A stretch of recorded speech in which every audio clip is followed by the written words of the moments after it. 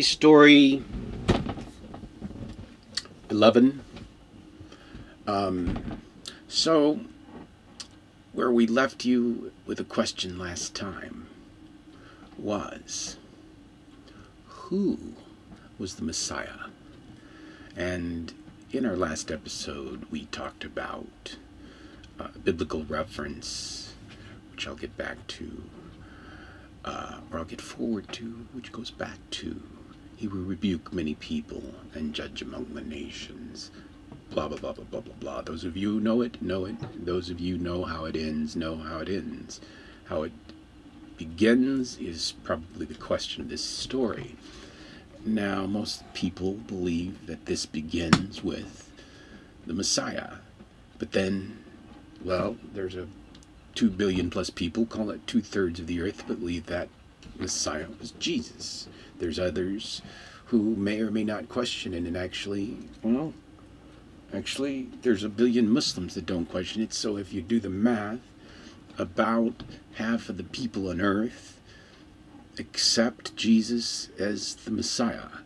Okay, so what does the Messiah have to do with the price of rice in China? And as you know, if you listen to my previous episodes, much of this has been about economics, but it's the new economics of people over money, and it's the new economics of a global world enterprise with a global world currency, and I've stated before, a virtual currency. I call it rainbow stars. You can call it anything you want. Stars are infinite. A rainbow is a representation of all people. I don't know whatever representation. It could be the pot of gold at the end of the rainbow. It could be the potentiality of us. The point is, well, so let's look at this notion of a Messiah. If a Messiah came today, how would you know that Messiah? And, well, that would be really weird, but I don't know how you would bring your credentials and says, well, I'm the old guy or I'm a new guy. Either way, it would be really, really hard. But, okay, so let's say, well, okay, so what does that mean? Well, see, this is what it gets into. It's that, okay, let's say that my notion way back in 2005 and that I was that so-called Messiah, which I don't really claim it. I reclaim it. I claim to be the prophet of prophets and prophet of prophets. And maybe that's a claim just as a character in a fantasy reality movie. The point is this, is that there may be no Messiah as you know him. Just as I perceived back then that the Antichrist is you, all of us, that the Messiah is both. Well, here's the deal. This is an interesting, when you parse out words thing. Mess, I, selfishness, revelation. Mess, like the world around us. I, selfishness, revelation. Okay, Messiah. Okay, now let's say I was this Messiah or some like anointed dear leader of the future. Well, first thing, I'm not crazy, and I'm way too crazy. In fact, I would be, well, why would I want to ever rule? That's the other question. Why would any sane man want to rule? And then that question, then you ask the people, well, if no sane man would want to rule, then who's ruling? Well, that becomes another interesting question. Ask the politicians. Well, see, they have to have a little bit of a touch of fire to rule, but hopefully we find some that are benevolent and see their longer part in a bigger history of us. And, well, in the future, politicians just become integrated into our enterprise. But anyway, so, in fact, why not just buy them off directly? I can pay all your presidents more than they get. I can make all your candidates for president. In fact, see, this is the paradigm of my new political structure. If I had a political structure, it would be put Obama and Romney in the White House. Put them both, or put more in.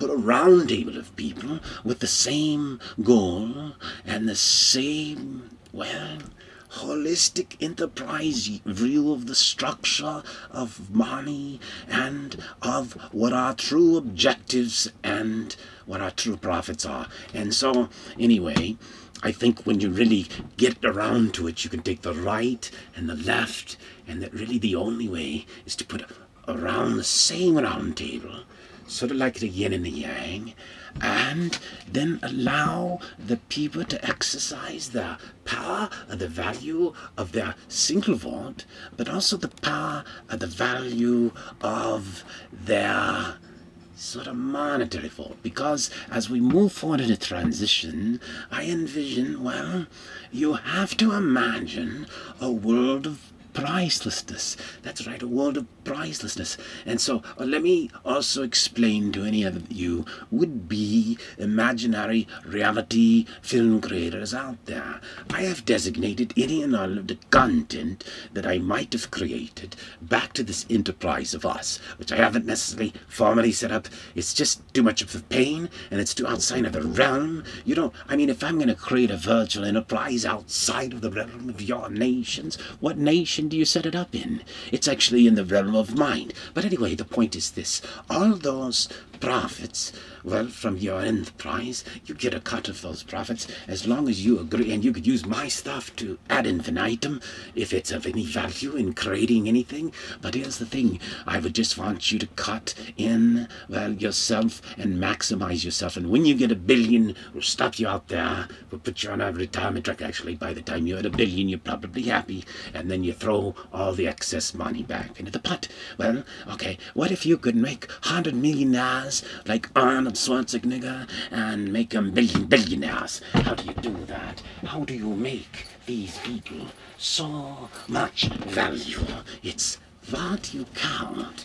And how do you really count the value of money? Okay, now, by the way, just so that you know, it's the new paradigm. The Messiah is you, whoever you are.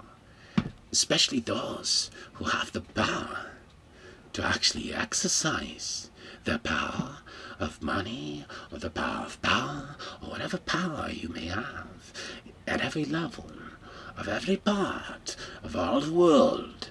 See, this is the new paradigm of what's the Messiah. It's not ever going to be a single one person. Maybe that becomes a trigger, but then it triggers others. It becomes sort of like a band of angels, a growing band, because you're the Messiah. That's the only salvation. You see, if you get down to it, rebuke many people. There's a lot of people to rebuke, but once you're done rebuking them, you're saying, okay, you're already rebuked. You know what you did right.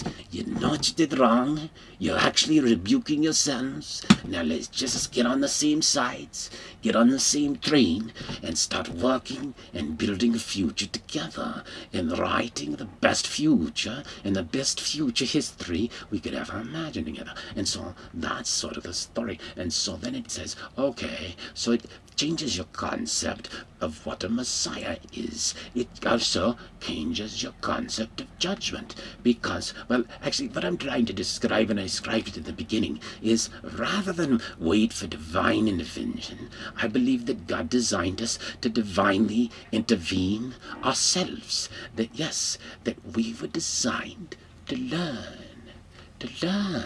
how to, well, our intelligence design, how to put our heads together, and how to use actually the technologies we have today, and the power we have today, and the communications, and the the understanding that we have today of the interconnected nature of our world, and that the only way to achieve prosperity is to achieve prosperity that is extensive from the bottom to the top, and that, you see, only with a strong prosperity from the bottom, and it's just not a middle class issue. Well, you know what, you know, Obama and Romney are pressing the middle class, and I have nothing against the middle class of America. I'd prefer just to retire out the middle class and then bring it to people more jobs. In fact, if we start looking at the future of the earth, why would we have to have 40-hour work weeks? Well, of course, because we have these constraints of the monetary system that we know now. And I don't want to get out of those constraints too rapidly. We'll leave it up to our economists to understand. But the point is this, that our economy is built on consumption, and our consumption is built by people.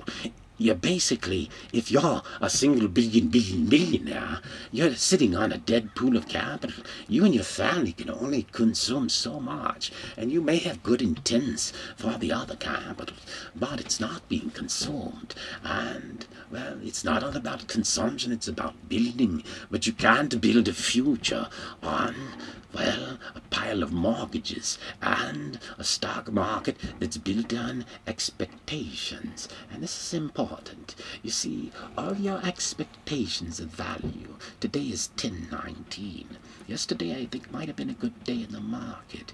This is a terrible time in the world when you're in the stock markets, because anybody might be nervous on a Friday, 10/19. Why would they be nervous on a Friday, October 19? Well, October's just a nerve-wracking time for Wall Street folks. And, well, so Google just disappointed. That's not good news. I don't think Google's ever disappointed. But anyway, that's not what actually, I was going to say that's not the point, but that is the point. Because those who you perceive as great enterprises depreciate their value when your projections for the future disappear, and the projections for the future are based on an illusion of profits, and the United States has an illusion of protected havens of intellectual property that actually are at risk from many sectors, many places, not just China or else in the world. It's just at risk for obsolescence of time, if nothing else. And so, well, if you look at how do we increase the value of the world, well, I've talked a lot about it. But anyway, the point I just wanted to leave with this video on is that the salvation that I am talking about, the judgment day, is one that we all create together. And I don't plan to be judged. In fact, judge me if this is the wrong plan. Recreate a new one. If I'm a crazy guy, ignore me, turn off my channel. If I'm a crazy guy you want to listen to, turn on my channel. It doesn't really matter. I really don't care. Actually, if anybody ever had a different idea that could come back and tell me that there is no way we could create a better future on Earth if we put our heads together, that there's no way we could bridge and cross this chasm to justice and peace on Earth in our lifetimes. And I'm talking about my lifetimes, which might be shorter than your lifetimes, or maybe the lifetimes of some of our older people.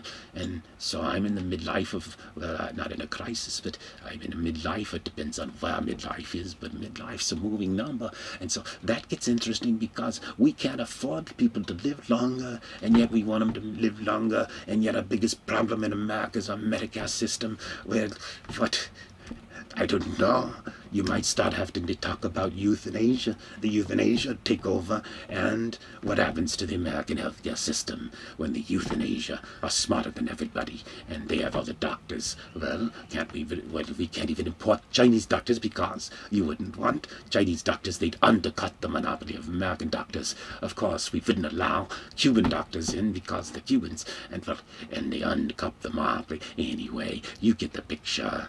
Everybody has their own little monopolies, holding on to the little monopolies, but everybody's screwing the bigger monopoly of us. And until we get our heads wrapped around the bigger monopoly of us, we will never achieve the power, the future we have together.